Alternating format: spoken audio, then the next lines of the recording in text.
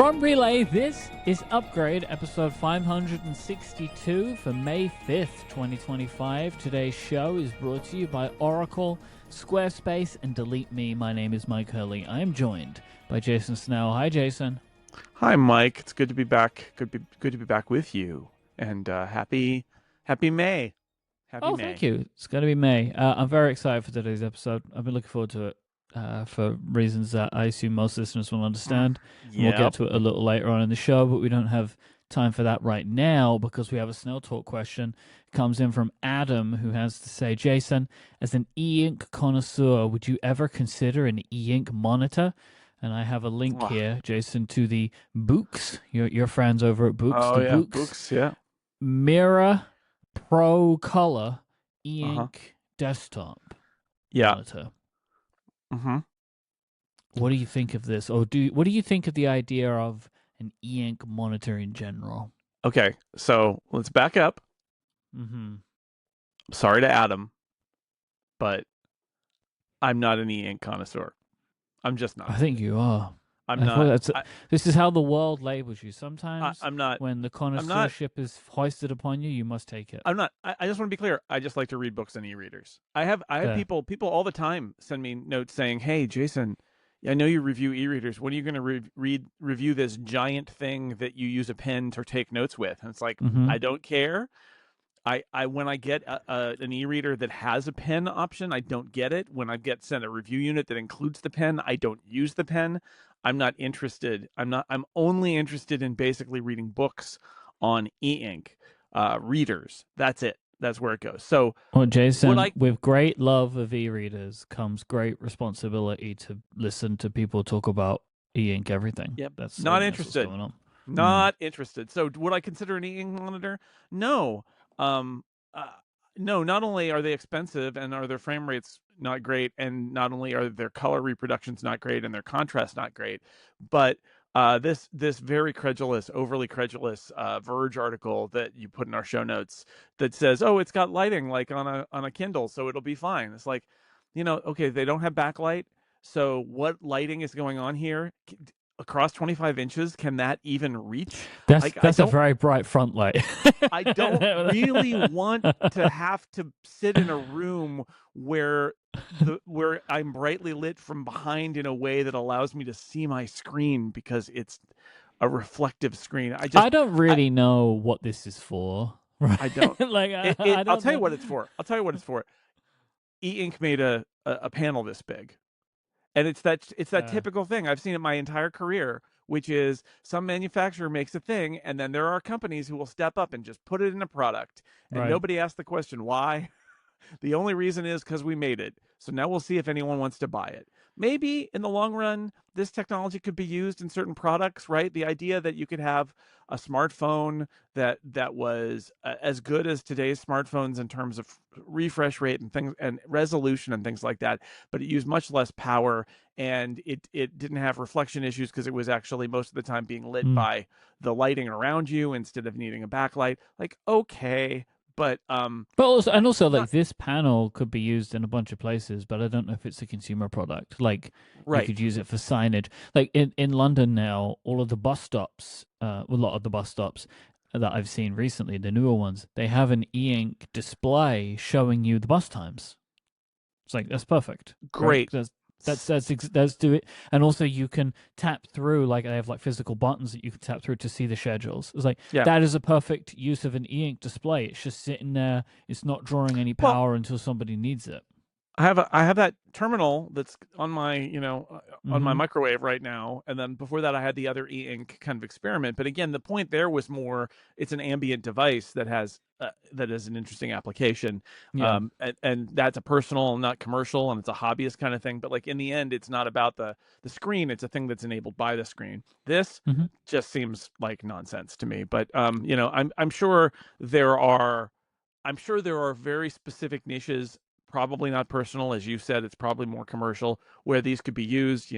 People always talk about like signs in supermarkets and stuff like that. There are lots of uses for this kind of technology that make it interesting, but I just don't see it. I need to mention again the overly credulous Verge story, just because the other part of it that made me chuckle is the conclusion, which is I feel like it's okay. I'm not trying to be mean here, but it's so cliched. It's like if you're a gamer, photo or video editor, or someone uses their desktop monitor for watching TV and movies, the Mira Pro Color isn't for you. Well, that's true. That is objectively true. But if you spend your days editing text, writing, or crunching numbers in spreadsheets in a space with plenty of light, wow, okay, an e-ink monitor might be worth considering, particularly if you find yourself frequently dealing with eye strain. This is too much. It's like Yeah. this is not the kind of product that is for everybody except this little narrow area for whom it is inappropriate. It really is inappropriate for almost everybody unless you have a very specific need and the in a space with plenty of light and dealing with eye strain and like I'm sure that the 400 people who actually want this product will find it, but I also doesn't want to interest read me. a quote from this now. Okay. This is just, I just find this funny, the statistics and then the price. So, the Mira Pro Color uses a 3200 by 1800 e-ink Kaleido 3 panel that can only display a limited palette of 4096 colors. Its refresh capabilities can't match the best LCD or OLED screens, but Boox offers 4 customizable display modes balancing image quality and performance that's fast enough to watch videos. Mm-hmm. This monitor is 25 inches and it costs $1,100. Uh-huh. So, follow your bliss, I Yeah. guess, Yeah. Anyway, Adam, sorry we've beaten your question to death, but there it No, is. this is good because what Adam has provided us and the Upgradians with today is the knowledge that Jason likes e-readers. He does not like e-ink. That is important. That is Yeah, important. it's It's true. good to know. I like ambient displays, which is why I've got like the Lumetric Mm, Time, which is not an e-ink display. It's like I don't even know what it is. It's little teeny tiny LEDs, I think, in a yeah, matrix. But like, yeah, I'm more into kind of e-readers and ambient information than I am like e-ink as a tech. It's an interesting technology, but like, no, I've never dreamed of having an e-ink monitor, and I don't think anybody should. should. Yeah. No, don't do it. If you would like to send in a question for us to answer on a future episode of the show, please go to upgradefeedback.com and you can send in your Snell Talk question. Jason, it's also where lots of people sent in their recommendations for me for a thermostat to Oh, replace thank my goodness. Nest. And I was very happy. I got lots of great advice. It seemed pretty split between the two companies that I was expecting, Hive and Tado. Tado edged ahead. So that is the product that I will be upgrading to. But what I did come to realize in doing a little bit more research is I have a 3rd gen Nest thermostat, which is not one of the ones that is being kind of like shut off by the app. So we have a little bit more time to make this decision. So we'll still be able to use our Nest as we were. But this is, the point kind of still stands to me that we do need to upgrade because Google is there is only a set amount of time, and Google's going to kill off our Nest too because they have Yes. no desire to support products in Europe. And a bunch of Upgradians wrote in saying that like what's good about Tedo is they actually have like a whole system, and so they also make smart radiator valves like I have here at the studio. Mm-hmm. And so what I will do, so we have downstairs, we actually have underfloor heating, and then upstairs it's all controlled by the boiler. So we have radiators. So the downstairs heating, that's on its own system. It's not going to be connected to this at all. Because unfortunately, the system that we have, this is all installed by the previous owners. They went with a system that doesn't really tie into any smart home stuff, so it's like whatever, it's fine. It has an app though, and so like we can I mean program my it, system whatever. I can't replace. It comes with Yep. its own controller and it's very barely smart, and I'm using Yep. Homebridge to connect it, and yeah. But the upstairs, it's like it's 2 bedrooms, an office, and a bathroom, and we now have very different temperature needs for those rooms from now going into the future. The nursery would need to be warmer than our bedroom, for example. And they also make these the radiator valves, and it ties into the whole system together. I thought, okay, that's actually something I can do to make things better. Because at the moment, when we have to turn the heating on to heat up one room, we heat up all the rooms, which is like not ideal. Yeah. And so we'd be able to kind of balance them out a little bit Nice. across each other and do what That's we need. great. So that's what I'm going to do at some point. And Tado, they're a German company, and this is what they do. So this was Awesome. actually as well I found out in Europe, people that have a first and second gen Nest, Google worked with Todo to give them 50% off one of the systems to replace it. That was who they That's nice. did a thing with. So you get the European option, I think, if you're using European heating. yes, absolutely, absolutely, because Google can't be bothered anymore. Nope. So they don't have enough money. They're not big enough. They're just not. No, it's a shame. It's enough. sad. It is sad, really. I feel bad for them. Hard times over there. So obviously we have a huge lawyer up segment to do later on today, which means we don't really have enough time for a full roundup. But I wanted to mention one story, which is also kind of like, just a yee. There's no ha. I wanted to bring up the fact that the information is reporting that Apple is considering splitting their iPhone lineup into two separate releases, one in the fall, one in the spring. Mike, I literally texted you immediately when I saw this story, and I was like, Mike, it's coming true. Your prediction, your prediction is finally coming true. This was a prediction that I made in the draft of the ages in episode 300 for episode 400. So I was very ahead of my time on this one. Ahead of your time. But they're considering this for 2026. If they do this, they would do fall 26 and spring 27. And then in fall 2026, you would get the iPhone, would it be 19 Pro? Pro. Yeah, nine, right? What are we on now? 16? So 16. 18. So 18 you get Pro. the 18 Pro, the 18 Pro Max, the 18 Air, and let's say the 18 Fold, right? Whatever they would call that, in fall of 2026, if that's what they have. And then the iPhone 18 and the iPhone, let's just call it the 18e, would be in spring of 2027. Right. Apple want to do this for the obvious reason of the logistical work becomes much easier if you're not releasing 6 phones at once, like 6 distinct phone models at once. But I think they should do this for the reason I've been saying they should do it for a long time. I think you get it's cleaner to spread it out. You get 2 distinct kind of like marketing beats at different points of the year. Why have one iPhone event when you could have 2? Exactly. I mean, Apple over the years has done stuff like they might release an SE or they might release a color of an iPhone, but no, let's just actually make it that there will be one in, say, March and there will be one in September, and you just rely on that. Samsung has done this for ages, right? Like for ages. This is when I saw Samsung were doing this over time is what made me think about it. It's like they released their like expensive big phones and their foldable phones at one point, and then their like flagship kind of this is the phone that everybody buys at another time, like at a different time of the year. They actually do I think they do the more expensive ones at the beginning and then the kind of more mainstream ones towards the end of the year, but like whatever, it doesn't matter. And when I was thinking about this today, about like, should they do this now? Would it make sense to? I kind of realized they do not do this to any other product line. They don't release like all of the Macs at once. They spread it out a bit because of course. It makes sense to do that because just logistically, marketing wise, product development wise, there is a sense to kind of stretching this out a little bit where you can. So I think this makes a lot of sense to do, especially if there are 6 devices. They won't be able to talk about them all in one event anymore. Like I can't and really give them a fair shake. Imagine how much easier it is to make iPhones if you have separate production ramps. We just saw this with the 16e, but going even further, separate production ramp up required, separate finalization. All the steps are off a little bit. You're using a lot of the same base technology,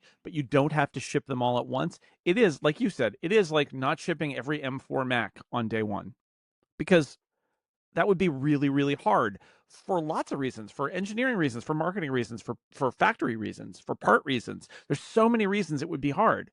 So you spread it out into 2, you're giving yourself breathing room as every aspect of your company. You're getting breathing room. And like I said, I don't think it makes the iPhone message weaker. In fact, I think it makes it stronger because you get 2 punches at an iPhone event, and the iPhone event is by far the most watched Apple event. So if they do 2 iPhone events, I think that benefits them. I think that there's a net benefit there on marketing plus literally everything else. Yep. All right, let's take our first break now, and then we'll get into this big chunky segment. Right. This episode is brought to you by our friends over at Oracle. There is a growing expense eating into your company's profits. It's your cloud computing bill. You may have gotten a deal to start, but now the spend is sky high and increasing every year. What if you could cut your cloud bill in half and improve performance at the same time? Well, if you act by May 31st, Oracle Cloud Infrastructure can help you do just that. OCI is the next generation cloud designed for every workload, where you can run any application, including any AI projects, faster and more securely for less. In fact, Oracle has a special promotion where you can cut your cloud bill in half when you switch to OCI. The savings are real. On average, OCI costs 50% less for compute, 70% less for storage, and 80% less for networking. You can join companies like Modal, Skydance Animation, and today's innovative AI technology companies who upgraded to OCI and saved. Offer is only for new US customers with a minimum financial commitment. See if you qualify for half off at oracle.com/upgrade. That's oracle.com/upgrade. Our thanks to Oracle for their support of this show and all of Relay. It's time to lawyer up. Clunk, clunk. Clunk, clunk indeed. All right, so there's some context around this one. We're going to get into it, and we're going to talk about all of this stuff, but I think that there are there's table setting to be done. So last Wednesday, in the kind of next event in Apple's epic 5-year legal dispute, Apple and Epic's epic 5-year legal dispute, Judge Yvonne Gonzalez-Rogers made a huge ruling over Apple's ability to collect purchases made outside of applications that are on the App Store. So in 2021, the judge gave an injunction, ordered an injunction that resulted in Apple creating the ability for developers to have one text link to an external page for purchases that contained no tracking information, would display the scare screen to them. What did you call those screens? So like, this app may kill you. This app may kill you. This app will kill you, right? Like, danger, this app could kill you. That was and a long then time after ago, but scare screens all of is that, so perfect. It's just perfect. Yeah. After all of that, they would still demand 20% of any subsequent purchases, and you as the developer had to do all of the accounting to work that out for I think it's a 7-day period of any purchase that could occur, even though you couldn't have any tracking on them. Epic went back to the judge and argued that this does not meet with what the judge ordered and effectively results in no change for Apple, which we all knew was the case. The judge subsequently ordered further hearings. These went incredibly poorly for Apple and has resulted in a fiery 80-page opinion that rules that Apple can no longer impose any commission or any fee on purchases that consumers make outside of an app. They cannot place any restrictions on how a link or a button looks to start a purchase via the web from inside an app, and they cannot present any screens or dialogues to users to discourage them leaving outside of something that says a user is going to a third-party website. Essentially, the result of this injunction is that from last week, but it's happening now, a developer can choose to forego Apple's in-app purchase system and the 30% fee completely. All they have to do, and I say all, but all they have to do is the work to enable a web-based purchasing system, which frankly most large companies have anyway because they don't exist in just one place, but you could be any developer and have this set up with accounts and such, and are happy with their customer leaving app to complete it. So me and Jason make an app. We want to charge, say we made an app for Upgrade Plus and we want to charge for it. In the previous system, even if we collected payments outside on our own and it was fine, if we had an iOS app, we would have to do this via in-app purchase to be on the App Store. That no longer needs to be there. And you can't do the purchase inside of the app, but you can have a button that just takes you to a website and you complete the purchase and you're all done. And those URLs you didn't mention it in your bulleted list, but the URLs that Apple said, okay, we're we'll let you do it. You can link to one URL and it has to be static, which is the worst, right? Because Yep. what you want to do as a developer is link to the particular membership plan that they're on, or the particular item that they want to purchase or whatever. And none of that was allowed before. And in this ruling, the judge said, you can let them link to whatever they want. Yep. This is pretty huge. Yeah. This is pretty And huge. and just to be clear, the judge's take here is, I gave you, Apple, the opportunity to implement my ruling in order to be not be anti-competitive anymore. That was her Yep. ruling, was Yep. and so I don't want to hear it. This is an important point. I don't want to hear it from the people who say, oh, it's so outrageous. Judges and regulators and the legal system are all making free enterprise follow their rules and build products that that they should be building, and the judges shouldn't be building it. That's outrageous. The judge here let Apple implement something that was in line with the rules. She said, this is anti-competitive. Here are the reasons why. You need to make it competitive. She didn't say, let me design a system for you. This was 3 years ago, and then it went through the Court of Appeals, the Circuit Court, and then it went up to the Supreme Court, and then and in neither case did those courts say Apple is right about this. So I mean, there were like little details that she gets to into the ruling, but basically all the way through the Supreme Court, they said, yep. And the day after the Supreme Court denied cert, which is basically said, we're not going to even take this case, right? Like, Yep. no, it's fine. The ruling is fine. Apple had to implement this thing. And this is the important point, which is, she gave Apple the ball. And all she said was, you design your own system. Here's what I'm looking for in terms of being not being anti-competitive. And what we know, because she details it, because there was more discovery of memos at Apple, is Apple was well aware of what was being asked of them.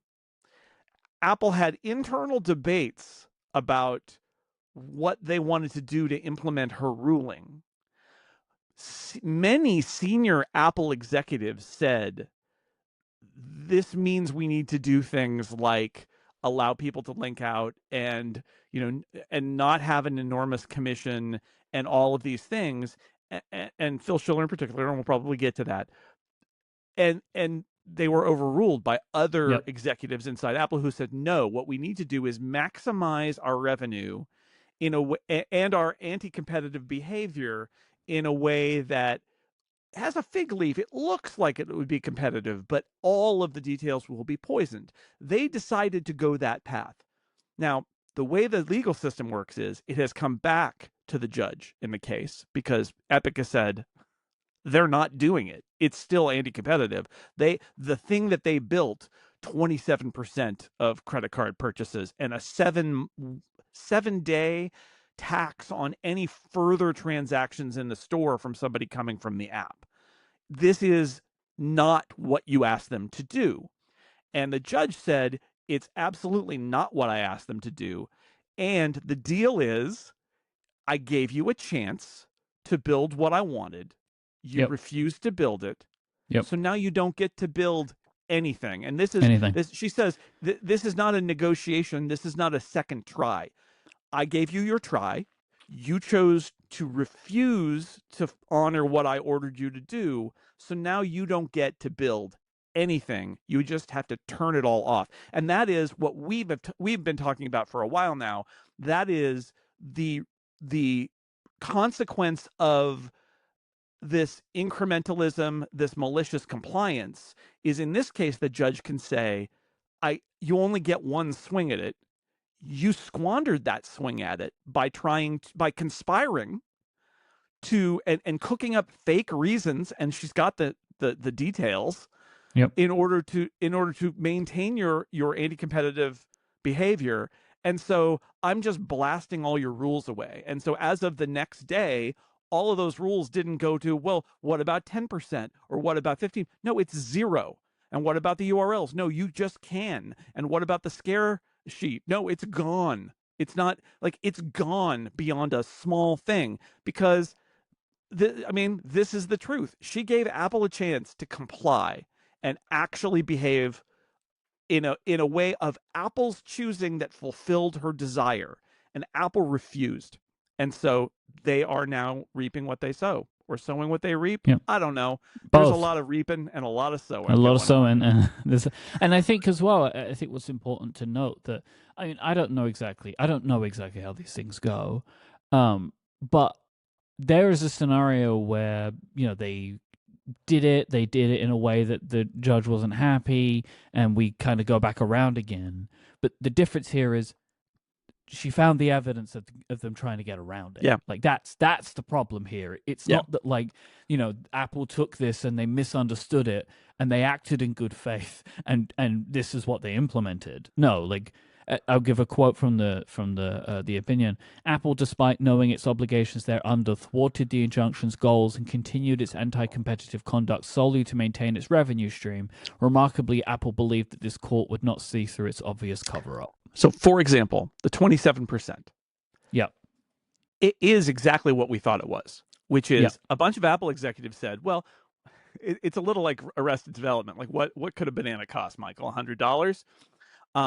It's like, well, what is credit card transactions? 3%? Okay, we'll just make it 27% instead of 30%.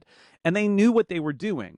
They knew that what they were doing was poisoning the entire concept because it was not going to save anybody any money to compete with Apple's purchases, and therefore you should just stay with Apple. And then what happens is an app developer came to them and said, I think it was a dating app, and said, it's like, it's not even 3%. It's like more than 4%. So we're going to lose money if we go outside the store. And Apple's internal reaction was, good. It's working even better than we thought. But what they said to the judge was, oh no, 27% is totally a scientific number that we arrived at by scientific means. We calculated up all our expenses and the cost of our APIs, and like 27% is what we just have to charge that. But she's got the receipts. That's not what it is. They're doing, Mike, I don't know if it struck you, but as I read the entire judgment, which I did, I just kept shaking my head and thinking, it's exactly what we thought it was. Yeah, exactly. We knew all of this, but it's worse to see it in black and white. Like, it's worse that way. It is, and if you're a judge, we can look back with our popcorn and be like, oh, I knew it. I knew those guys just made up that number. But if you're the judge and you're saying you need to do this thing, and they're like, no, we don't wanna. This is why she forwarded Apple and one of their executives for criminal contempt. Like, yes. It's hard not to say that Apple is absolutely in contempt of this court, acting in contempt of court, because they literally made a mockery of her instructions, which were to eliminate anti-competitive behavior by creating a new anti-competitive system. And so is it any wonder that at the end of the day, it was more anti-competitive? It was more anti-competitive because, like, in a scenario based on the fact that somebody would have to then incur all the additional costs of the accounting, like if I as a customer went to this link, right, and like signed up for an account but didn't pay, if I then went back on the web within 3 days, Apple wants that money. Then that's not how it works in the App Store. Like if I go to, look at Netflix and I'm like, no, don't worry about it. And then 3 days later I go, you know what, I do want it, and go to the web browser and sign up. Netflix don't have to give Apple any money. And just to be clear, because I'm seeing some comments about, well, Apple got 3 years where they got to rake in more money. And that's like, haha, look what they did. Okay. But here's the thing. Apple was given an opportunity to build a reasonable proposal that would include more language that would scare you, that would include them taking a percentage of transactions outside their store, maybe not the 7-day auditing, whatever, but maybe 10% or something. And by foregoing that, they got their 2 or 3 years in the sun or whatever. But the judge now is saying you can take nothing, ever. Was that a good move? in which you could have 10%, 5%, 3%. I mean, this probably wouldn't work, but a world where you could be like, it has to be Apple Pay, right? So they get a little bit, or like whatever. That wouldn't, you get my point. Whatever. There are like lots of different things you could have But tried, but if there now was an you have zero argument, percent of nothing. That's what you've right? got. All you had to do was build a system that was arguably competitive, right? So if Apple said, and it's not like I know people have said, oh well, what if they did, 5%? They would feel pressure to compete. It's like, yeah, but they got the home field advantage. It's so easy. You've already got your credit card at Apple. All of that. They could even make it clear in their rules that the outside link and the in-app purchase link had to be on the same screen, right? They could make Yep. a bunch of rules like that, and then they could say, we're going to take 10% or whatever, and then Epic might complain and other companies might complain, but I think Apple would have a strong argument to say, look, our system is really easy, it's already there, it's convenient, it's secure, people trust Apple. For that you pay 10%. But if you don't, you're doing what? Again, we just heard you're doing what, 4%, 5%. So Yep. you can make And more we're giving money, the customer the choice, right? They said we're giving customers the and you choice. can choose. Yeah, You could choose. it's They up could to do 10, them. they could do 15, they could do 20. I mean, Yep. you got to see what the judge might say about that. But like, all you want to do is create an area where there's a competitive opportunity to not use what Apple forces you, and see if that competitive system is more of a benefit. And then, because what the judge in this case, Judge Rogers, Gonzalez Rogers, said Mm-hmm. is competitive, make it competitive. She did not say Apple can't compete. She said make it competitive. But Apple didn't choose to build a competitive framework. They chose a non-competitive framework. And again, if I were her, I would be furious, and she's She furious. is. And we're not lawyers. I know that Ben Thompson pointed out that there's some questions about, like, is this takings and all of that. Although I feel like Apple's standing is greatly decreased because they are acting in contempt, right? Like, they got their shot at it. Yep. So it strikes me that this is going to be a rough one for them. It's not impossible. They said they're going to appeal, but They even have. Tim Cook, The appeal was filed this morning. yeah, and Tim Cook, basically said, but you never know what might happen, and it's in effect now. That's the other thing, is that this first round happened with appeals, but I believe this is all just in effect. They had to do it the next day because we're at the end of that process now. I mean, I would be really surprised if their appeal worked. Like they might be able to gain some ground back. I don't know, but there is also this thing that, like, I mean, even as I'm saying it, I'm like, no. But like, does it feel like the genie's out of the bottle on this one? But no, Apple doesn't care. They would just go back. We know this. Like, we can see this. Here's what I'll say. Just a quick aside, actually, about seeing this. I can't believe that all of this information was just written down. Like, it is kind of amazing, right? Haven't these executives learned by now? But here's the thing. I don't know. It may be that they were ordered to keep notes of the meetings involving compliance with the orders, right? Yeah. But yes. I mean, it's super damning, and you're literally in meetings where you're saying, how do we scheme to get around the judge, and people are taking notes. Like, what are you doing? Yeah. What? I just feel like at this point it surprises me. I mean, maybe they decided this was the route they wanted to go down because, Google lost its case and continues to lose lots of its cases because they kind of instituted this system of, like, let's not write this down, and that actually came back to bite them big time. So maybe it is the right call to, actually the right call is just not to it's just don't do anything anti-competitive. Like, maybe that's just the right call. Just be competitive. Well, so speaking of that, let's talk about Phil Schiller.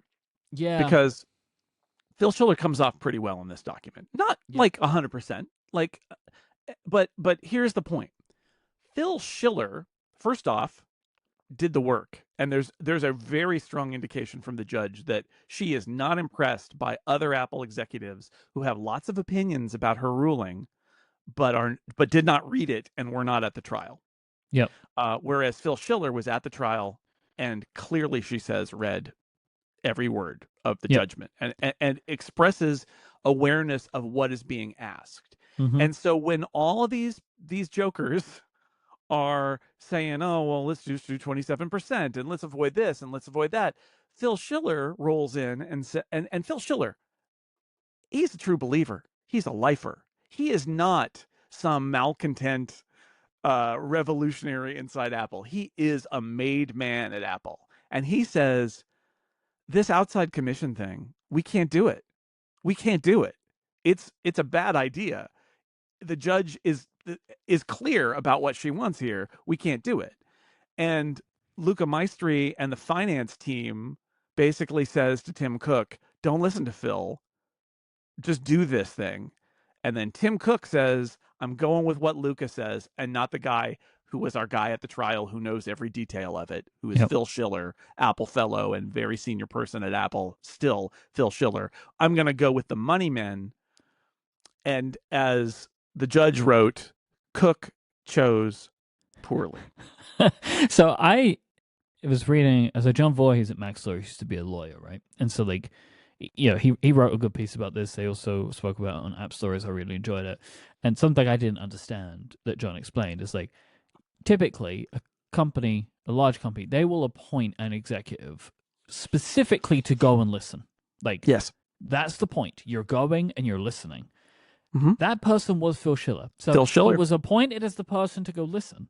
Yes. And then they didn't listen to him. And they didn't listen to him. Why even have him? Like, how much money did that cost to send Phil?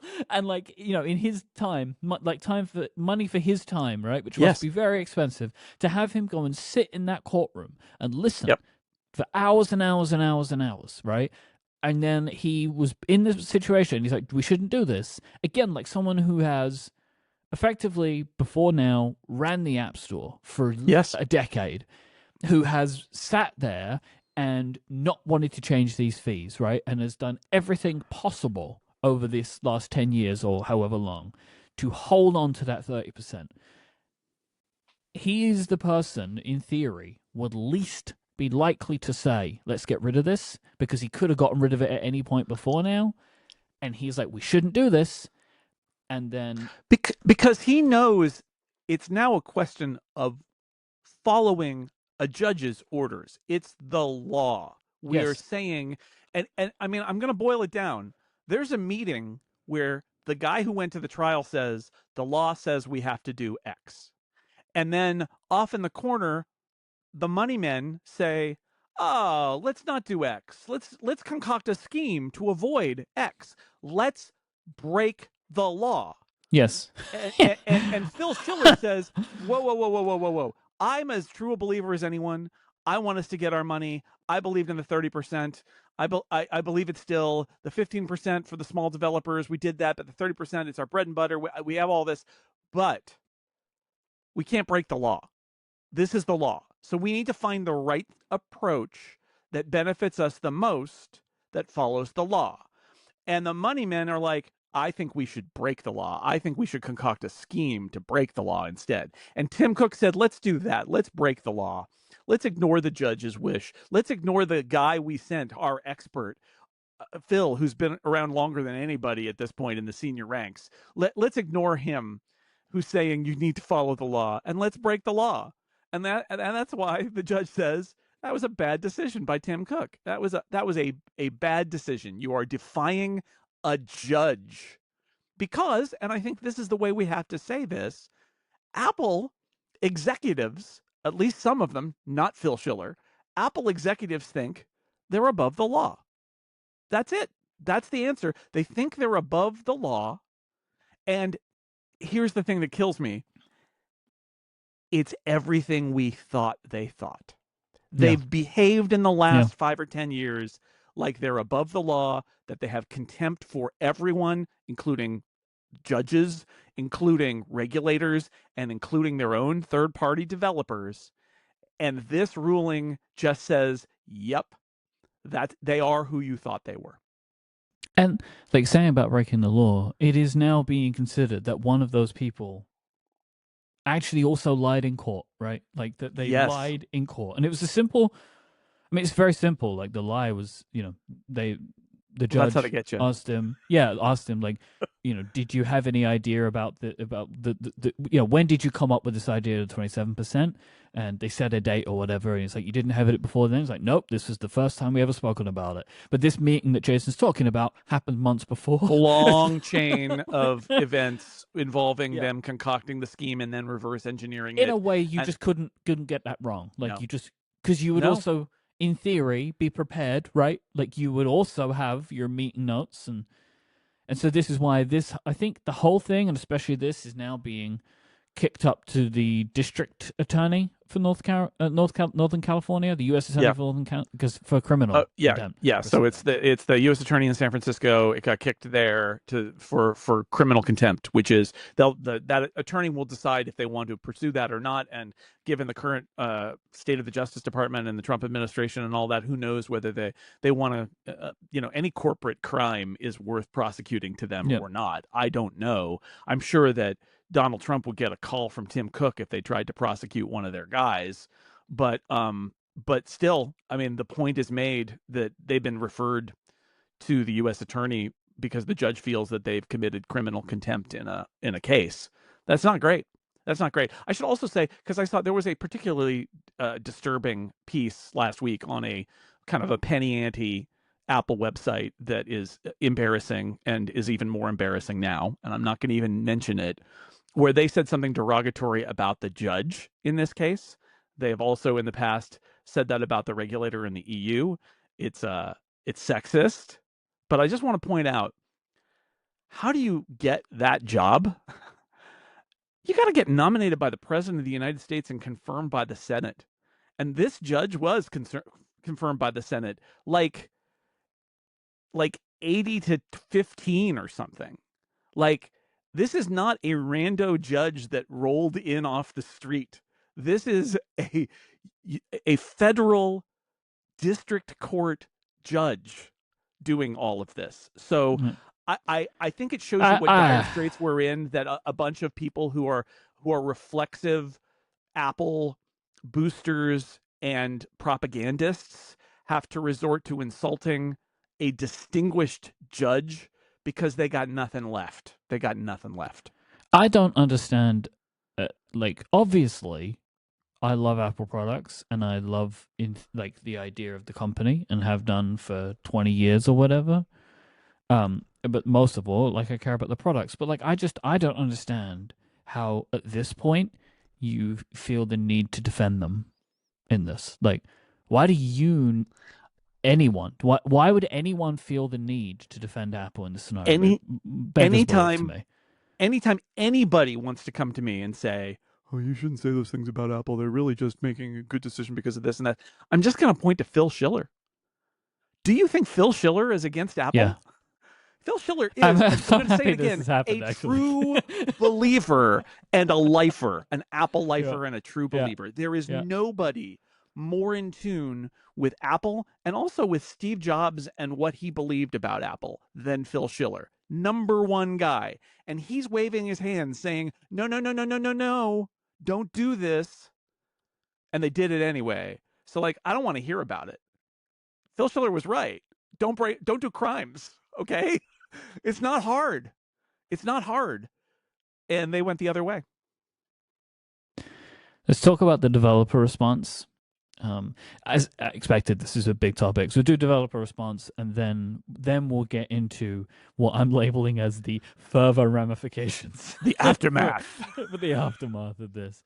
I want to read a little bit from _David Smith, who posted on Mastodon about this, and I think the underscore is so perfect because even in private conversations, underscore says to me the same stuff that he says here, which is like, I am very happy to, and have been very happy to give Apple to be in the Apple ecosystem, to play by the rules. Like, it doesn't bother him, right?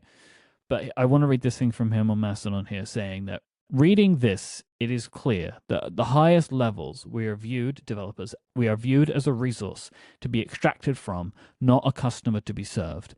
It feels like Apple got turned around here and stopped trying to grow satisfaction with developers. Because he's saying that, like, and I'll read a little bit more to kind of put a bit more context his words. Over the last 17 years, I paid Apple an eye-wateringly large sum of money for the services they provide me, and I don't begrudge them at all.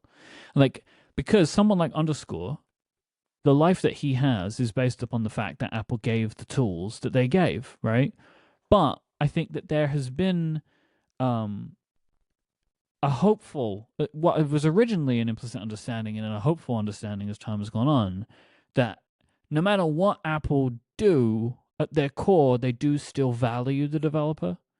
But it feels like at this point, they have gotten far enough away from that that it doesn't feel it doesn't feel like that anymore. As he says, they got turned around and stopped trying to grow satisfaction with developers. Yeah, it is. I think it's broader than developers too, because there's a tendency for people to sort of say, "Well, boohoo, developers, right? Like you chose this path and whatever," and I think that's wrong. But I will also say, hurts consumers Yes, it fundamentally. does. It's a Yes, it consumer does. harm because Yeah. we're really not saying, you know what we need is Apple to take the 30% away so that uh, they can come in with alternate payments at 4 or 5%, 6%, whatever their processing fees are. And then the developers just take all the money away. That could happen. But the other argument is that it makes more price competition because you've eliminated an enormous amount of overhead and that you will now have price competition where they could charge less, maybe not all that less, and they are more productive. You could also say that it makes it easier for developers to be successful at the App Store. But I do think that there is a fundamental kind of, I keep using this word contempt, that parts of Apple feel. And I also want to be clear, I know people in the developer relations group. There are parts of Apple that really do love and care about developers and want to do right by developers. And I'm going to return now to that image of Phil Schiller in a meeting saying we need to follow the law. And I'm going to continue to call them the money men in the corner. Luca Maestri and his cadre of financial group people who said no. And why did they do that? Because the organization chose money over everything else. And we can talk about this more in the aftermath, but like, it's not just about the money. It's not. And an effective CEO needs to balance a lot of different aspects, including the money, but not limited to the money. And this is a case where, you know, there's a shiny object out there, shiny gold, and the judge says, "Don't take that." You're like, "Well, what if I do a look over there and I take it?" Like, you just can't. It's the marshmallow experiment on except for CFOs.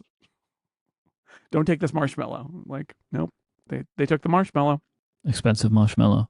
Very. So it's already started, right? So the rules had to be changed immediately, and they were basically as immediately as they could be changed. And you're already seeing a couple of key players, maybe the most aggrieved, ready to go. So Patreon, right out of the gate.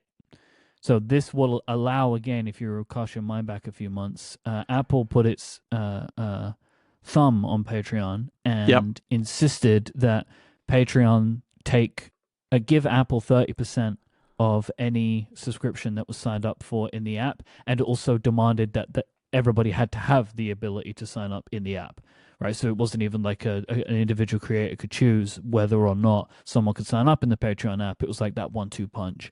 Well, they're now not going to do this again, and so they've gone back on it again, which is great. So creators will now be able to be in the Patreon app and accept payments from the iOS app by going outside, right? So that's how it's working. So it's the same for everything. You'll say like subscribe in the app, you'll tap it, you'll go out to a website. Something I don't know, but I think I know the answer to is you can't do this in Safari View Controller, but it opens a website. I don't know the answer to that question. I would like to. I would love it if it could just open a Safari View Controller window right within the apps, actually even being kicked out to another app. But ultimately, I don't really think it matters. I don't think customers will care.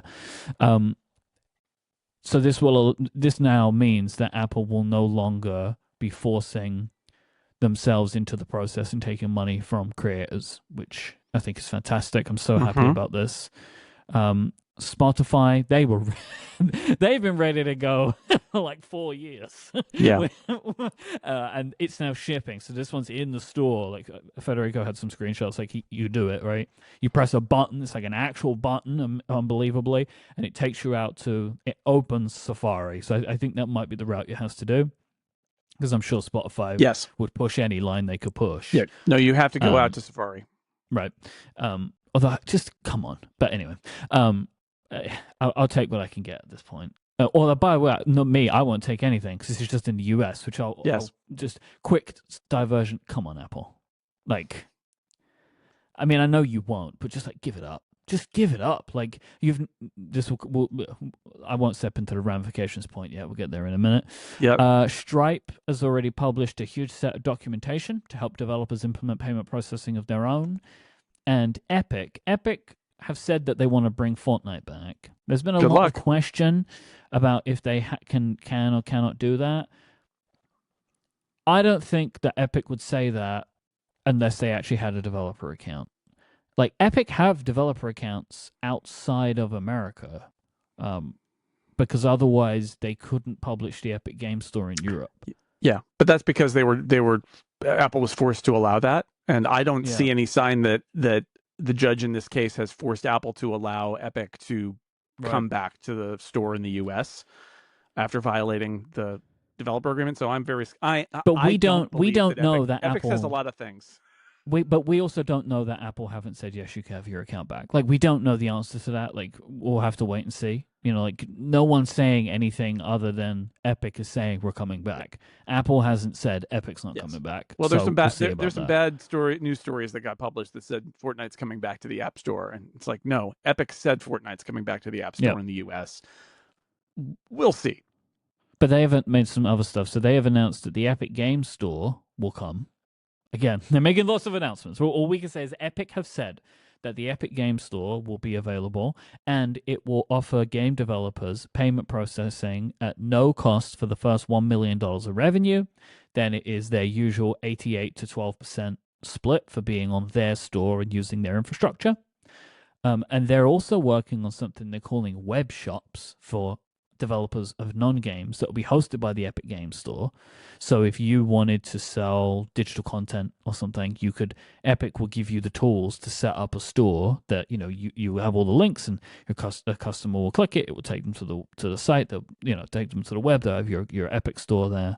They have said, they haven't published this, but it'd be better rates than Apple. They will handle the infrastructure, and customers get kind of credit that they can then use in the Epic Game Store for any purchase that they make on an Epic web shop. So my point is, this is a few of the many things that's going to happen. Revenue cap. I don't know if they're doing anything yet, but they're going to have stuff like and there will also be whole new companies that are created to facilitate this stuff. Yeah. But you're going to see, I think, a lot of success from Stripe, and a lot of these developers are also already using payment processing for things that have an outside.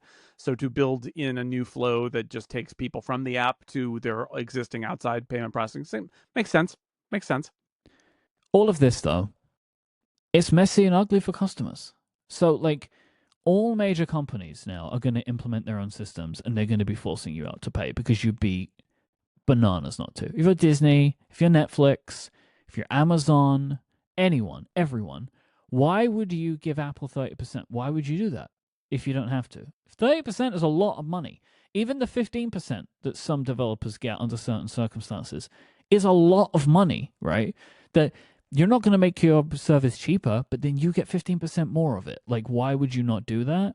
Customers are going to be thrown left and right to be signing up for accounts all over the place. This is the exact thing that Apple was saying that they were trying to avoid, right? Like, they're talking about consumer privacy and stuff, which Judge Gonzalez-Rogers said was a lie. Well, right? Something along those lines of, like, you hide behind this, which again is a thing that we've all felt. I think Gonzalez-Rogers might be an upgrade listener. If you're out there, Judge, we appreciate you.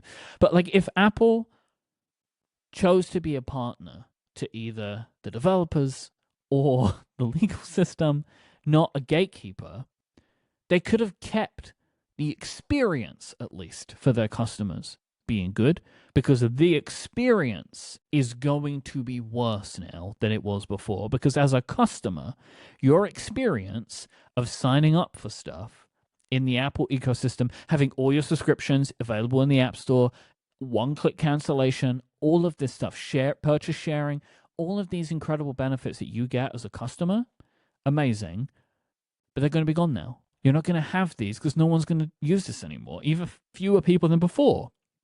So if they would have actually just prioritized the customer experience, the experience of their development partners, everyone could have been better off. All customers could have been better off. Apple could have been better off because they could have gotten something out of this. And it's all gone now. It's been thrown away in the US. This episode is brought to you by our friends at Squarespace, the all-in-one website platform designed to help you stand out and succeed online. Whether you're just starting or scaling your business, Squarespace gives you everything you need to claim your domain, showcase your offerings of a professional website, grow your brand, and get paid all in one place. You can get discovered fast with Squarespace's suite of integrated SEO tools because nobody wants to build a beautiful website, and Squarespace websites are beautiful because they're so easy and wonderful to build. You don't want to build this beautiful website and then nobody sees it. That's why every Squarespace website is optimized to be indexed with meta descriptions, an auto-generated sitemap, and more, so more people find your site through search engine results. Stuff like that is exactly why I've used Squarespace for 15 years, because I am aware of these terms. I don't really know what they are, and I definitely wouldn't know how to do them myself, but I know they're important, so I let Squarespace take care of it for me. The same you could do if you're out there in your business. You could offer services and get paid. From consultations to events and experiences, you can showcase your offerings of a customizable website designed to attract clients and then grow your business. Think built-in appointment scheduling, email marketing tools, and more. Plus, you can keep everything cohesive with on-brand invoices and get paid easily with online payments. That is a one-stop shop for your business, which Squarespace offers, which I think is amazing. But don't just take my word for it. Go and sign up for a free trial. Build your website. You're going to see how easy it is, and you're going to love it. Go to squarespace.com/upgrade and you can sign up for that free trial. Then when you're ready to launch your site to the world, use the offer code UPGRADE to save 10% off your first purchase of a website or domain. That is squarespace.com/upgrade with the offer code UPGRADE to get 10% off your first purchase and show your support for the show. Our thanks to Squarespace for their support of this show and all of Relay. So I was saying, I'm frustrated this is US only, honestly, because I think it'd be great if everybody didn't have to keep paying this, developers, customers, because, I know that there are things that I pay more money for because I choose to do them in the Apple ecosystem than if I were to just go sign up on the developer's website. So I wonder, look at Europe and the DMA, like, are they just going to look at this and be like, oh, you know what, actually, that's what we wanted. Like, what we wanted was more competition. What we wanted was our developers to make more money. We don't really care about these other app stores anymore. The cut is the biggest problem. It's always been the biggest problem. We'll take that. Similarly, like other antitrust lawsuits, right? If you kind of tie these things together, like, Apple's still got that outstanding case with the Department of Justice. We now know, if you look hard enough, there's a ton of stuff available in Discovery.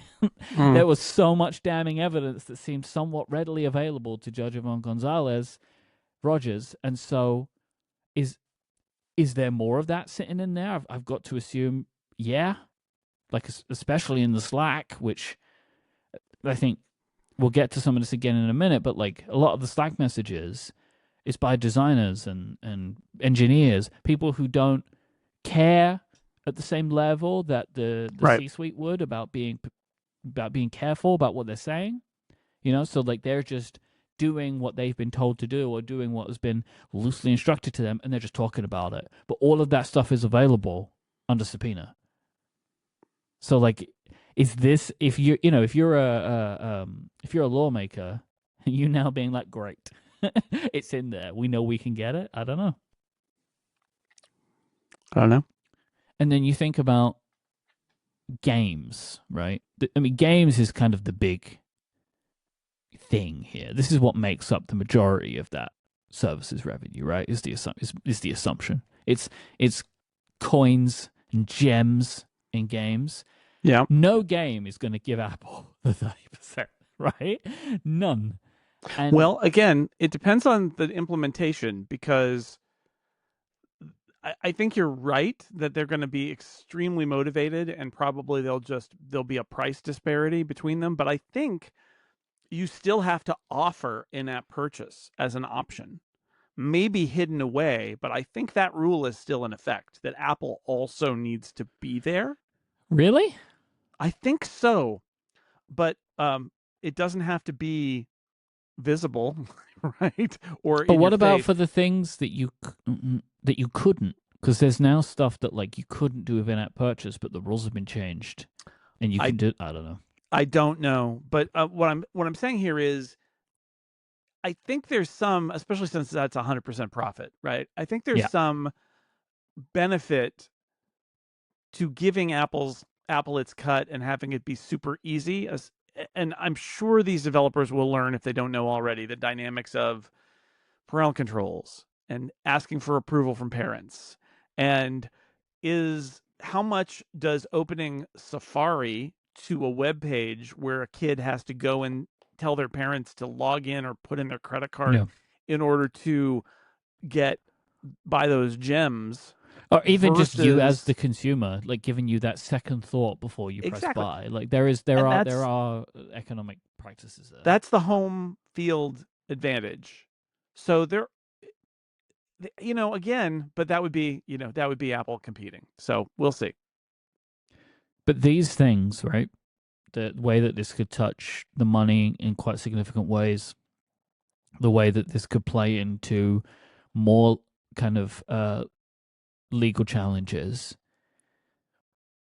This decision, to me, feels pretty existential to Apple's business. Now, because it's services, right? So services is the growth area. We're going to talk about earnings in a bit, but services is the growth area. It has been for years. It's what they have always pointed to for Wall Street to be like, hey, look, we're still able to do stuff. Our products might be flat, but look at this growth. It just goes up Mm-hmm. and up and up and up forever. You couple this decision with the fact that it's looking more and more likely like the Google search deal money is going to be going away. And in a few quarters from now, that services revenue could take a pretty big decline that would feel at least unlikely that they would be able to build up with any kind of speed. So I don't know. You take away the services revenue. Obviously, Apple as a company is doing fine financially. It would be a big chunk, but not. They're going to carry on. But the stock market's not going to be happy, right? And how much do they So care? I don't know. I think I think this is an important point, but I also think that it can be overemphasized. Yes. Um, I I am much more skeptical, it sounds like, than you are of the Google search money going away, in part because I have a hard time imagining a remedy that is in a case against Google that allows Google to keep money and harms other people Mm. who Mm. lose money. Seems like a very weird remedy against Google to say, Google, keep your whatever they're spending in total, $30 billion. Just keep that. And everybody's going to choose you anyway. And now you're not. Also, I don't think it actually fits very well because it's referral money. It's affiliate money. And I think the most that will happen is that they won't be allowed to be the default, but everybody's going to choose them Right. anyway. I think Apple still and by the way, Safari default Safari search is so valuable that if Apple is not allowed to make a deal with Google for it, Apple will find another way to make money on it. They will Yeah. set up their own search engine with their own ads. They will find a partner. There will be somebody who will pay for Safari. It might not be as much, and this is what my point is. I don't think you're going to talk about 20 billion going to zero, but it could take a hit. And I don't think in-app purchase and app store revenue is going to go from all to nothing. I think it's going No. to take a hit. And that means yes, the services line we're probably headed for a moment where the always goes up service line is going to have a correction.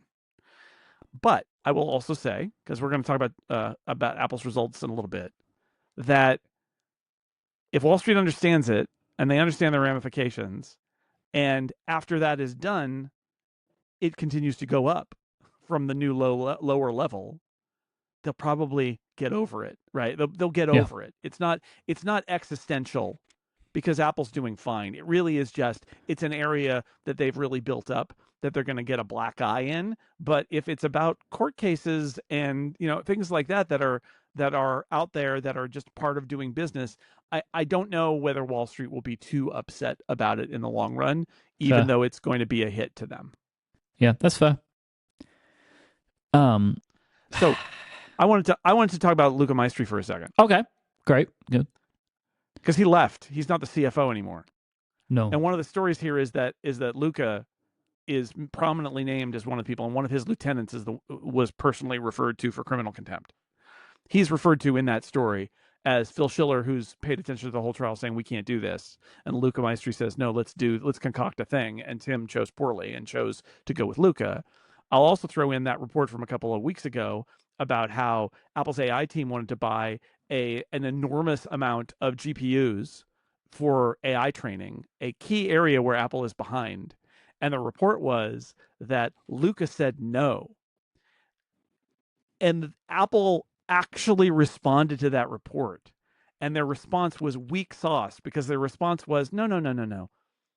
All we did was slow down the amount, but they did get it eventually. Which to me, I read as being, that's not great. No. Apple's got its hair on fire about AI training and AI models and all of that. And you go and your boss, the head of AI says, we're going to buy this stuff. And then the CFO rolls in and says, well, let's not buy it all at once. It's like your parent coming in and saying, well, I know you want this thing, but why don't we get you this lesser thing? Or why don't we just do a little, like, why don't we rent a surfboard instead of buying a surfboard for you, which is great if you're going to go on to the next thing, but it turns out AI not the next thing. And I got really bad, scary vibes from the idea that the CFO was telling the head of machine learning how many GPUs he could buy. Yep. And slow played. Apple's argument is essentially, well, we just slow played him, which is not, that doesn't really help. So I have to say, knowing what we know now, one, I wonder if this is why Luca's not the CFO anymore. That people within Apple were very unhappy with this kind of behavior, and they knew that there were going to be ramifications of it. Maybe, maybe not. We'll see. And two, I want to point out that we can't make Luca Maestri the boogeyman, because as I mentioned earlier, and as I know from all through my career, the job of the CEO, the job of the person at the top, is to balance all the needs of the organization and have a vision for what that organization needs to do. And their job is not, and I hear this a lot in some bad analysis, I hear people say the job of the CEO is to make the shareholders happy, or to maximize revenue, or to maximize profit. And what I would say is, I think the job of the CEO is, of a public company, to make the shareholders happy in the long run, in terms of the corporation's value. The danger is you get these short-sighted CEOs whose job is to make the number this quarter and not worry about next quarter, and try to make that quarterly number as long as they can. And once they finally don't make it, they get a golden parachute and they're gone, and they replace it with another guy who goes through the same process. And that's how you hollow out successful businesses and destroy them. The job of Tim Cook is not to be penny wise and pound foolish. The job of Tim Cook is to listen to his CFO. Yes, it is. But also to consider the value of the brand and the long-term relationship with developers, and the possibility that if they lose this, if they displease the judge, they're not going to just lose some money, they're going to lose all this money because they're going to be zeroed out by an angry judge. The job of the CEO is to consider all of that. And that's the part that troubles me the most about this, is not, because I'm not saying don't listen to the money men. I'm saying CEO's job is to not just listen to the money Yep. men, but Yep. consider the Yep. big picture. The money men have a very loud voice. A good CEO knows that you can't just listen to that noise because there are bigger picture issues. And I Yep. got to say, this is the most disappointed, and I know that other thing, this is the most disappointed I've been in Tim Cook, because this suggests to me something that I didn't really think was true of Tim Cook, which is that at the end of the day, if there's an argument between doing a good thing that takes a hit in the short term but is probably better for Apple in the long term and also complies with the law, or just spiting a judge's order because you want to maximize revenue, that he chose that one. That's Yep. very disappointing, because that is not thinking big picture of a guy who I think has shown that he's pretty good at thinking about the big picture, but I think he got overwhelmed by whatever it is that Apple thinks it's really entitled to not compete and to take as much money as it can out of the market. Now, I'm going to go one step further than you, because I agree with you completely. So I find in general it to be quite tiring to hear people try to like fire this person, that kind of, where every time you're unhappy about something that Tim Cook does. We have friends that have wanted to fire Tim Cook for a long time and talk about it Sure. often. This is the first time that I really think that it could be time to consider a new CEO. And the reason for me is it's not the Luca thing, right? Like, it's, for me, it was the fact that there are designers who were egging each other on to make the scare screens look scarier because it would appease executives. Like, that there's transcripts of this from Slack. Yep. That it would make the bosses happy if they made it worse. And similarly, the people inside of teams who were celebrating the fact that this would be more expensive. It seems clear to me from seeing this slice of communication that Apple's corporate culture has changed to a degree which I'm unhappy with. It's all I've always felt that, and the reason that I love Apple products and why I respect the company is it feels like their corporate culture was about producing the best possible work. And I know that that is the thing that encourages people to go work there. But it seems like there is a level of the company now, a level of the company which is being listened to by the CEO, maybe more than any other level, where their most important thing is to make money at all costs, which is what most businesses do. But then you lose the customer experience, which is Apple's whole friggin' thing. And it should have remained the whole thing. Yep. And I just feel like if you are at the point where you've taken Apple and turned it into something where there are designers that are trying to make text read scarier to customers so they are less likely to click a button that would save them money, you've gone too far. It's gone too far. And I don't know how you untangle that. And I don't think this is it, because I know those same people are now like, that dang judge, she doesn't understand us. How dare she? That's our money. How could she? And the reason, and like that, and I'm very confident that that thinking is encouraged, which would suggest to me, and I feel confident in that just from reading what I have read in the last few days. And so I feel like at this point, there needs to be some change. I don't know if it's Tim Cook. I don't know. Right? Maybe it was Luca. I don't know, but they've jumped the shark at this point. It is, I think. So yes, I mean, the argument is that Apple's whole business model is they use advanced technology and their own innovation to create products that delight customers, and the money follows. And what this is this is a little thing where they got an enormous injection of revenue that they didn't really, I think, expect, which is App Store revenue, like when it happened. and they've become, not only have they become kind of reliant on it, which I don't think is actually true, but it is a source of growth for them. Wall Street loves it, but they become addicted to it, and they feel they deserve it, and that they feel that it belongs to them. And it has I don't know, whatever metaphor you want here. I mean, it's hollowed them out. It's poisoned them. It's addicted Yep. them to something. They feel entitled to it, and that's what you're saying about the culture being broken, the priorities being misaligned, and you can. I mentioned Luca Maestri. I don't know. That's just a weird coincidence that these two things happen. But I will say, it goes to, in the end, to the CEO. It goes to Tim Yeah. Cook. Tim Cook talks a good game about what Apple stands for.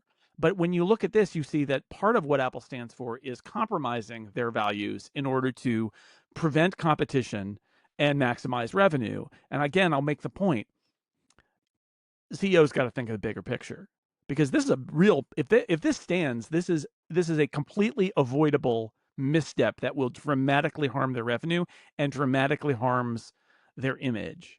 And they've got a house on fire when it comes to how developers feel about them anyway. Yep. And so the problem, Mike, is this is happening simultaneously with us being in an era where Tim Cook has cultivated amazing relationships with key global players politically, and is the master of supply chain in general, Apple supply chain in particular, at a moment where the supply chain has to be reconfigured rapidly based on global events. So the problem, if I'm on the board, is I don't like what this says about Tim Cook's approach to these areas, but these other areas is what Tim Cook is great at, and that Apple would be in a much worse place if he wasn't able to do his magic there. Yeah. And so I would be torn as a board member about that, but I will say this. I'm not going to go so far as to say it's time to consider a new CEO. If I were on the board, what I would say is I'm troubled by this report and the suggestion that Apple has lost its way culturally, and that given that Tim is not going to be staying as the CEO for 10 years or whatever, that I want to accelerate a Yeah. clear succession plan and say, if you've got a favorite, let's name our favorite who's going to take over in 3 to 5 years, and let's get that person up to speed, and let's make that person more visible, and let's explain to that person as a board what we think of as the strengths and weaknesses of this, along with the CEO. I would make my displeasure known to Tim, but what I would say is not you're fired. I would say you need to also start planning your, and maybe this has already happened, but like you need to know when you're going, and it needs to be in the next 3 to 5 years. And we don't want you to stay beyond that. You need to step off. And the new person coming in needs to know what we want from you, because this is, I think, they shot themselves in the foot here. This is unnecessary, and they are going to pay for it. But I don't think I could say you got to go to the guy who's kind of holding it together, given everything else. If this was a calm seas kind of moment, I Yeah. would say maybe you've stayed too long. But it's This, not a calm yes. seas moment.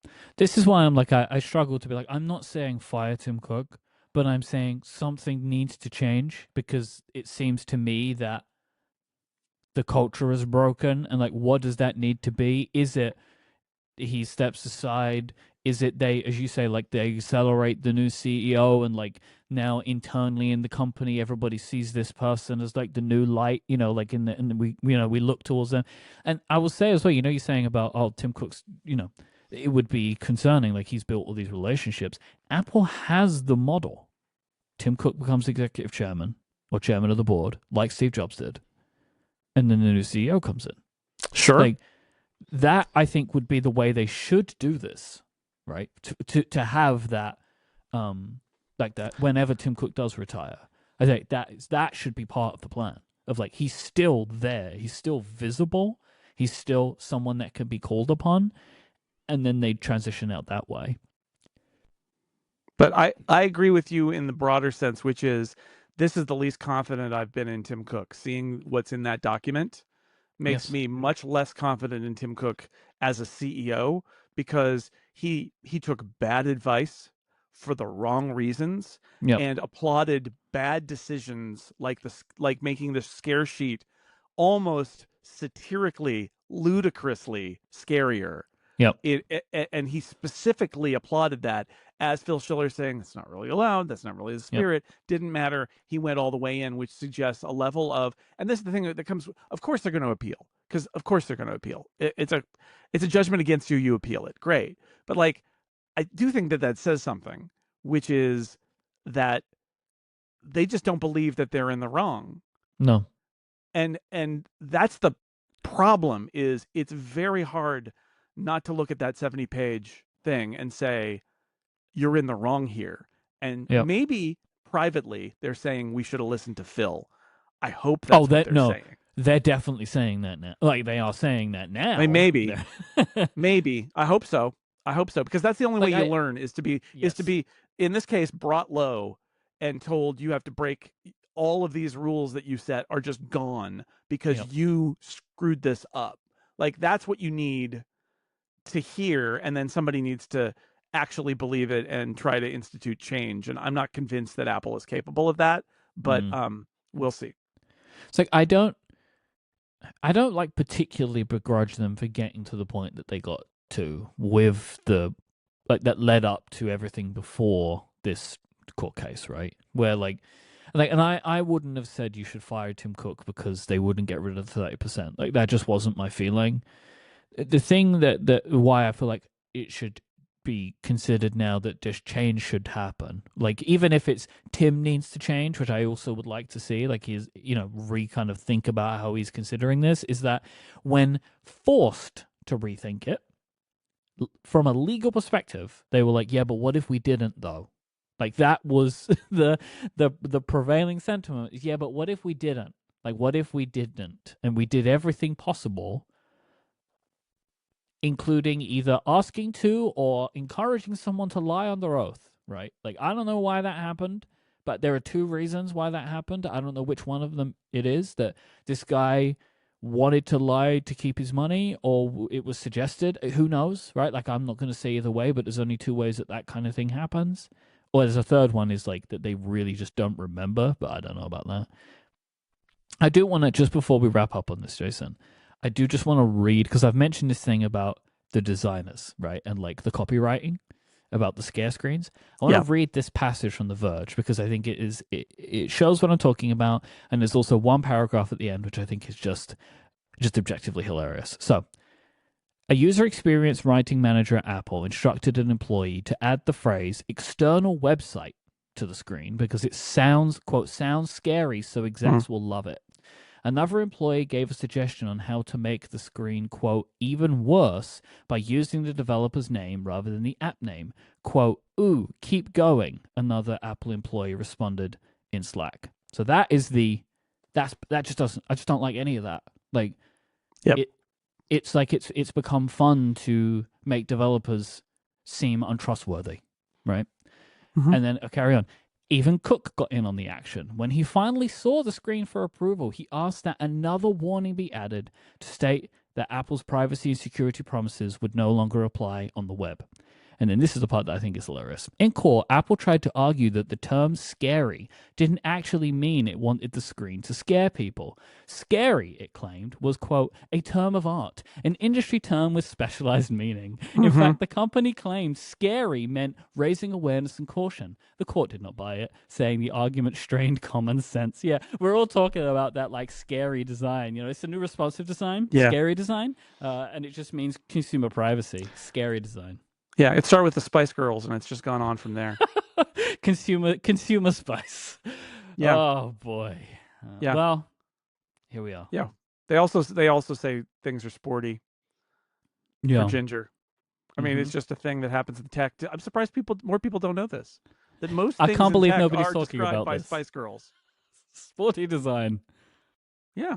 Yeah. Well, I'm looking forward to the posh redesign in June. Yeah. Let's do it. This episode is brought to you by Delete Me. Delete Me makes it easy, quick, and safe to remove your personal data online at a time when surveillance and data breaches are common enough to make everyone vulnerable. Sadly, it's easier than ever to find personal information about people online. Having your address, phone number, and family members' names hanging out on the internet can have consequences, and nobody wants to feel vulnerable. With Delete Me, you can protect your personal privacy or the privacy of your business from doxing attacks before sensitive information can be exploited. I love and use Delete Me. I am a very happy customer. They gave me a subscription, but I continue to use it because I love having somebody in my corner looking out for the information that I don't want to be online. And this isn't just because, I mean, for me, I love it because I am a public person who likes some of their life to remain private. But even if I wasn't, this is something that I would want for the reasons of like, your information can then just be used for spam. It can be used to put you on mailing lists that you don't want. It can be out there that somebody could use to try and get at your information if they wanted to, right? Maybe with if they want to try and impersonate you or something. You don't want any of that, especially when Delete Me makes it so easy. Take control of your data and keep your private life private by signing up for Delete Me with a special discount for listeners of this show. Get 20% off your Delete Me plan when you go to joindeleteme.com/upgrade20 and use the promo code upgrade20 at checkout. I'm going to read that again because I'm not sure I spelled it correctly. joindeleteme.com/upgrade20. That's joindeleteme.com/upgrade20 and enter the code upgrade20 at checkout. That's joindeleteme.com/upgrade20 and the code upgrade20 are thanks to Delete Me for their support of this show and Relay. Jason, hit me with the jingle. Money, money, money, money, who has all the money? Money, money, money, money, who has all the money? Money, money, money, money, who has all the money? It's Apple. For now. All right, so it's Apple earnings. It's Apple earnings time. Awkward. It was the next day. Pretty awkward. All right, let me run through the top line. Revenue, $95.4 billion, up 5% year over year. This is overall revenue. Mac was at $7.9 billion, up 7%. iPad was $6.4 billion, up 15%. The iPhone was $46.8 billion, up 2%. Services up 12% at $26.6 billion. And wearables, home, accessories, it's the ugly stepchild, $7.5 billion, down 5%. Mm-hmm. You did a really good article on Six Colors that I enjoyed, where you were like, "Thank you. Right, let's actually look at the headlines here and what is really going on." I know you've sometimes done this piece on Macworld. Yeah, but they don't want it anymore, so I read it here now. And I really liked it. I thought it had a different kind of vibe than the one that you usually do. Yep. And I found it really useful. I put more jokes in it, Mike. I put more jokes. You know what? It's probably why I liked it. It's just written more like you, right? Because the Six Colors voice is different to the Macworld voice as it should be, because it's not your publication, right? You kind of have they have a style that you fit within when you're there. But there's a bunch of things that you pointed out in here, but like essentially the things that I found interesting is that iPhone revenue has been flat for the last 3 years. And iPad is up 15%, and it's 4 straight quarters of growth after being down for 9 out of 10 previous quarters. And for the iPad specifically, I don't feel like I can really put my finger on why it's so successful right now. I mean, they're shipping new iPads. But they always ship new iPads. No, but there was a year where they didn't. And sales that's more than 9 out of 10 quarters, though, right? That's what I mean. It's like, I know there was a year where they didn't, but like, I don't know. It's hard. It's hard to look at these charts sometimes. My argument is there was a pandemic high where they sold a lot. Then there was a drop off after that because they had sold a lot to the people who were going to probably buy one in the next year. Then they didn't release an iPad for a whole year. And now that bar is low enough that by releasing iPads in a regular schedule, they can be higher sales numbers than the year where they didn't release any iPads. So I think that's actually what's going on here. But yeah, the net result is they had a really huge spike with COVID, and then they kind of like fell off for the following couple of years, and now they have a little bit of a resurgence, which I do think that those are the two things going in there. Is they had their year of no iPads, and they had the year where they were coming off the high of COVID, and that's why. Okay, that's fair. I think. Wearables, 5% drop year over year, in line with the last 7 quarters, which showed revenue drops. Yeah. What's and it's happening actually there? 10 of the last 12 quarters have been down for wearables. What's going on here? Well, I laughed out loud when Apple said that it was a difficult compare with last year, because last year they introduced the Vision Pro. Although, I have to say, if you do the math and multiply 100,000 or whatever it was, 200,000 by 3,500, you can get that 900 or 400 million drop off. You can get it. If Apple sold 115,000 more Vision Pros last Q2 than this Q2, that would actually account for it. I'm sure it's not all Vision Pro, but like, it doesn't take that much to account for that drop in revenue. And then the other thing that I lifted my eyebrow at was they mentioned the Ultra 2 Apple Watch. And it's like, okay, the Ultra 2 Apple Watch was for sale in Q2 last year. But it had been for sale for 4 months prior to that. And so, wait. I actually don't doubt, though. I honestly, I don't doubt the fact that there is an aging curve of any Apple product, and that when you're in month 4 versus when you're in month 16, that month 4 sells more than month 16. I don't doubt that they sold more Ultra 2s last year than they would this year, when it's an old product and there's probably an Ultra 3 coming in the fall. I don't doubt it. I just find it very funny that their difficult compare is a 4-month-old watch and the Vision Pro. But that's where wearables, home, and accessories is right now, which is why I referred to it as the ugly dog in these results. It's like, ooh, I mean, I love you, but ooh, you don't look that great. That's what's going on here. You seem very nice, but also, you wouldn't win a contest or anything right now. That's where wearables is. I think, personally, my theory is this category is driven almost entirely by the iPod or by AirPods Pro. And they haven't been around, they haven't been updated in ages. And that when they do a new AirPods Pro, that they'll get a big boost in this category. But also that it's just kind of flat to down, and that's just where they are right now. I cannot get my head around the Apple Watch Ultra 2 being brought up. Right? It's a difficult compare, Mike. How much, though? Like, what, you saying people don't like the black one? Is that what you're saying? Because there's a new black one. I think they looked at the $400 million difference between Q2 last time. It was $7.9 billion, now it's $7.5 billion. So $400 million. And they looked at, well, why is that? Why? We need an excuse.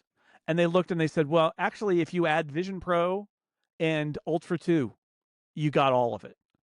And somebody with like a green eye shade in a back room somewhere, back behind where Luca and his senior executives were all conspiring. Is it green because of money? He's just got like a little adding machine and a green eye shade, and he's doing long division and all of that. Just somebody in the back room. When you said eye shade, I thought you meant makeup. No, not eyeshadow, an eye shade. A thing, you got to have the green eye shade because it makes everything look like money. It tints everything green like money. Yeah, I get it. And he's back there counting pennies and doing whatever, click on the adding machine and all that, and goes, I got it. If you add these two things together, it makes it a difficult compare. And the Kevin Parrick, the new CFO, is like, great, that's what I'll say. And so that's what they said is, wow, boy, it was tough this year. No new Vision Pro, no new Apple Watch Ultra, really saddled that category down. I'm like, okay. I mean, I think it's technically true, but what a weird case to make. Weird. Just say Vision Pro. I know, but they had to throw in Ultra 2 as well. Why? Also, just say Vision Pro. Also, are they mad because there was some executive who was like, let's not do an Ultra 3 this year, and they're like, oh, how dare you? I'm gonna show you. I just feel like they obviously do not need to they don't need to. Apple's kind of constructed their earnings call in such a way that they don't need to tell you anything they don't want to tell you, right? And so, like, I just don't know why. I mean, it helps us save face a little bit if they're Yeah. like, yeah, man, Vision Pro made us so much money, now we don't have it. The new, like, it's a. I just find Ultra 2 being brought up there to be very curious. Yeah, right. I mean, because it wasn't. This is the thing. A tough compare, a difficult compare that they talk about all the time. Usually, it's about a product that launched. But they bring up the Ultra 2 and it's like, really?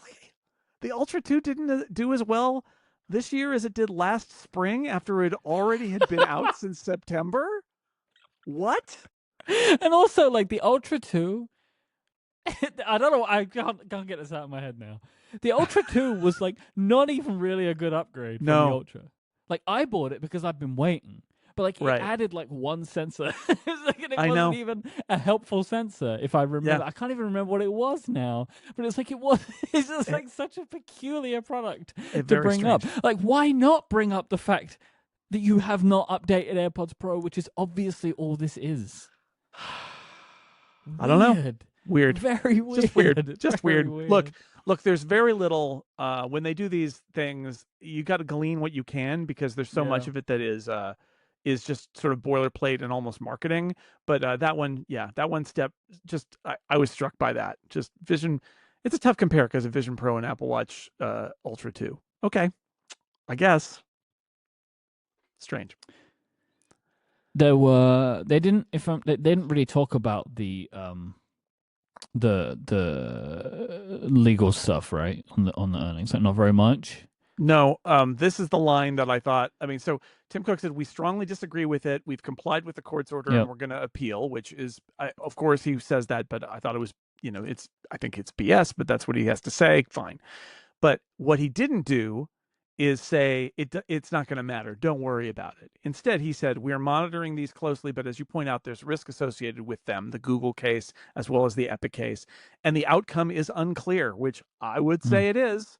So at least he had that in there, that this is not, they're not taking it lightly, nor should they. I feel like it would have been made more of a thing if tariffs weren't also in conversation. So I've got a good quote here and some information. So Tim Cook said that for the June quarter, we expect the majority of iPhones sold in the US will have India as their country of origin and Vietnam to be the country of origin for almost all iPad, Mac, Apple Watch, and AirPods products also sold in the US.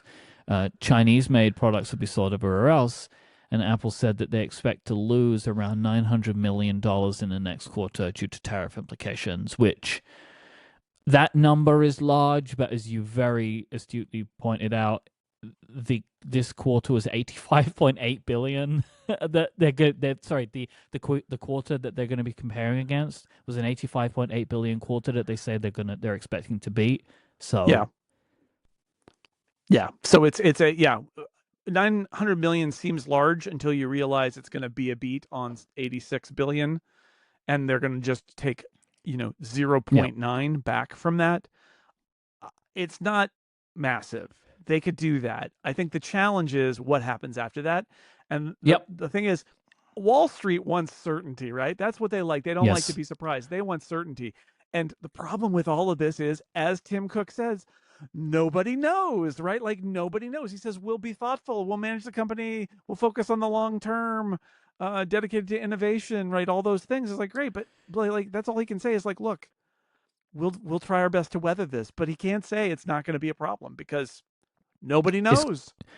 It is a problem. It's just how big, right? Yeah. Because that's $900 million they weren't expecting to not have, right? Like, that's, again, it's like, even to a company that makes the money that they make, I'm sure that they could use $1 billion, right? That they would use it on something, right? I don't know what it would be, but they would use it on something. And who knows what the potential knock-on effects of doing what they have to do is? We don't know. Like, there could be knock-on effects that they can't even perceive of yet. Like, we were just talking about it last time, right? Of like how ready are these manufacturing pipelines for what is now being thrown at them? Were they that ready? Like, are they going to be ready? Like, is there going to be, for the iPhone this year, will America have less units available for launch day than they would have otherwise? Right? We don't. I'm not saying this will be the case, but there are knock-on effects. They also kind of wouldn't. They were asked, right? If I remember right, they were asked and didn't really say much about if prices were going to change. It's kind of just like, hey, who knows, man? We have to wait and see. Like for customers, there's nothing about it. Nothing. Because I don't think they know yet. Right, like nobody knows, right? It's like I'm sure they've got lots of contingency plans, but you can't say here are our various contingency plans. You basically say we don't know, we'll see. We're gonna like what Tim Cook said, which is like we're gonna keep doing our thing and monitor everything closely. But that is not like that isn't. And the analyst did say like, do you have any color on like the rest of the year? And they're like, we told you about the next 3 months. That's it. That's all we're willing to do. And even there, they're like, by the way, this is an assumption that nothing changes over the rest of the next 2 months, I guess, left in this quarter. If something changes, it'll be different. Like the 900 million is only if things stay the way they are today or last week. And like, when has anything in the last 5 months stayed the way it is today? Like it just doesn't happen. So we'll see.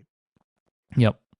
But yeah, it was interesting earnings. Oh, also on Apple Intelligence, Tim Cook said we need more time to complete our work on these features so they meet our high quality bar. We are making progress, and we look forward to getting these features into customers' hands. Not much of a statement, but he did say they're still working on those features. Yeah, and again, clearly, it's like they weren't good enough. Meet our high quality bar is a very weird, like that's, you don't meet the bar, you clear the bar. I don't raise the bar, but you don't meet the bar. Whatever. But it's okay. Like, also I wanted to shout out, one of the analysts on this call. So there's a bunch of analysts. They're like characters in a weird sitcom that only airs every 3 months. One of them is a guy named Richard Kramer at Arete Research. And, he had the line of the whole thing, which is when they say, okay, we'll take our next question, please. And then the operator comes on and says, the next question is from Richard Kramer from Arete Research. And then there's the like clicks and pops. And then you hear the voice of somebody else on the call. And they say, Tim, Kevin, thanks for taking my call. And then he says, I'm not going to ask about tariffs. Because literally every question up to that point had been about tariffs. And Kramer's like, I'm not going to ask about tariffs. And you know what? I feel like in that moment, the Apple people were probably like, oh, thank God, we don't want to hear about tariffs anymore. And then he asked 2 questions. His 2 questions were, so you failed to ship that Apple Intelligence feature set that you were talking about. What's up with that? And they said, well, it didn't meet the high quality bar, but we are making progress and we're going to get those into customers' hands. And then his follow-up question was, so all these court rulings against you, the one yesterday, the Google thing where you've got all that money in search referrals, what's up with that? And they're like, this thing. And I just, like, I don't know if he's going to get invited back. I gave him a gold star, basically, in my column. I actually got an email from Richard Kramer who was like, thanks. Oh, did you? I did. You know, I was just saying, because I've just Googled Richard Kramer. And then, because I just like, I like you. Like, what are you all about? You know? I don't want to reveal too much, but I will say I got a LinkedIn message from Richard Kramer, which is the most analyst thing possible. But like, at least he asked these questions. Like, imagine going through this whole phone call and nobody mentions Kramer happy to be mentioned in the article. Yes. Oh yeah. No, he was very appreciative of it. Oh, I love that. Oh my God, that's so funny. But like, can you imagine going through this whole thing without anybody asking about them failing with Apple Intelligence stuff and being in all this peril in courts? Like, somebody needs to ask that question. So they did let Richard Kramer ask those questions, and they had their little statements about it. But I'm glad somebody did, because tariffs is big, and people need to ask about tariffs. But I just laughed out loud when he said, I'm not going to ask about tariffs. I'm like, oh man, here we go. Something that is not another question trying to get them to say anything resembling anything about tariffs, which, you know, they don't want to do. So thumbs up to Richard Kramer. Good job. And then the only other detail, which probably was known, but they kept talking about, oh, you know, we love the U.S. It's one of those, right? Like, we love the U.S. Tim Cook twice listed off all of the states that are in that February press release about their U.S. investment of $500 billion. They'd list all those states, got listed multiple times. There's a list. Tim Cook's got it right in front of him, taped down, that says Michigan, Texas, California, Arizona, Nevada, Iowa, Oregon, North Carolina, and Washington. There it is. It sounds like one of those songs that you learn in school. Mm-hmm. That's right. And the part that I thought was an interesting detail, probably already known, but I thought it was very specific, which is the TSMC project in Arizona. He said, we're going to get tens of millions of advanced chips from that, and they are going to be systems on a chip. They're SoCs. And he said, we are the largest and first company getting product out of that. Now, they're not cutting edge. They're legacy nodes, but there's going to be stuff in, I don't know, the next Apple TV, that home thing, some other low-end Apple products that are not using the latest and greatest, hottest TSMC processes will be powered by chips fabbed in Arizona by TSMC. So, I don't know. There was, what a week, Mike, and what a whiplash from the judge's report the day before to then that. I was wondering if they would have like a comment on it, and instead it was sort of just this mild answer to a Richard Kramer question at the end. So yeah, there it is. Yeah, they were just hoping. They were like, "Oh, no one's going to bring this up. Everyone's going to be too focused on tariffs." Yeah, I feel like we can always rely on Richard Kramer. I assume those analysts have their questions like vetted beforehand by Apple, and but I don't know. I didn't ask Richard Kramer that, but I'm glad they invited him because somebody had to ask those questions. Big episode. I think we'll come back to Ask Upgrade next week because we've run very long. Give the lasers the week off. That's fine. Yeah, so you can send us your questions by going to upgradefeedback.com. You get your question for next week. Similarly, if you have any feedback or follow-up, please send them in there. I want to thank our members who support us with Upgrade Plus. Go to getupgradeplus.com and you will get longer ad-free versions of the show each and every week. You can find the show on YouTube by searching for Upgrade Podcast. And I want to thank our sponsors again for this episode. That is Delete Me, Squarespace, and Oracle. But most of all, I want to thank you for listening. We'll be back next time. Until then, say goodbye, Jason Snell. Goodbye, Mike Hurley.